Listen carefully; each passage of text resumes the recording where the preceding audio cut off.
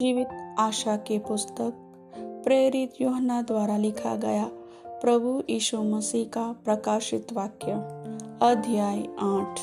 उसने 7वीं मुहर खोली तो स्वर्ग में आधे घंटे तक सन्नाटा छा गया।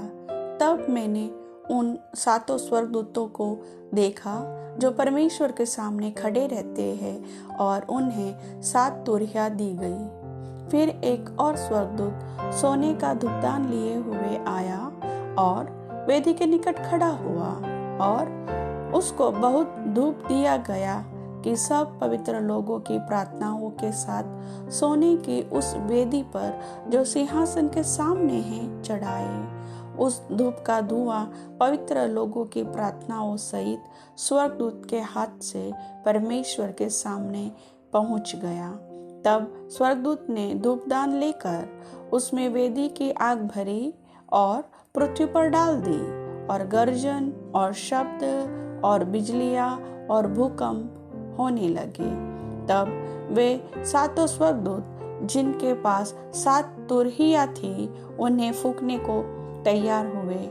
पहले स्वर्गदूत ने तुरही फूंकी और लहू से मिले हुए ओले और आग उत्पन्न हुई और पृथ्वी पर डाली गई, और पृथ्वी की 1/3 जल गई और पेड़ों की 1/3 जल गई और सब हरी घास भी जल गई। दूसरे स्वर्गदूत ने तुरही फूंकी तो मानो आग सा जलता हुआ एक बड़ा पहाड़ समुद्र में डाला गया, और समुद्र का 1/3 लहू हो गया, और समुद्र के 1/3 प्राणी मर गए और 1/3 जहाज नष्ट हो गए। तीसरे स्वर्गदूत ने तुरही फूंकी और एक बड़ा तारा जो मशाल के समान जलता था स्वर्ग से टूटा और नदियों की 1/3 पर और पानी के सोतों पर आ पड़ा।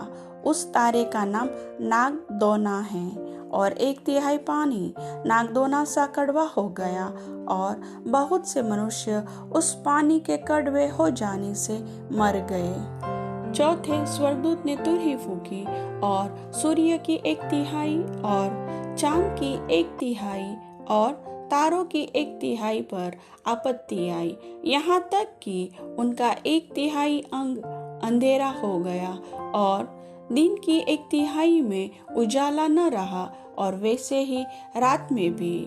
जब मैंने फिर देखा तो आकाश के बीच में एक उकाब को उड़ते और ऊंचे शब्द से यह कहते सुना, उन 3 स्वर्गदूतों की तुरही के शब्दों के कारण जिनका फूंकना अभी बाकी है, पृथ्वी के रहने वालों पर हाय हाय हाय।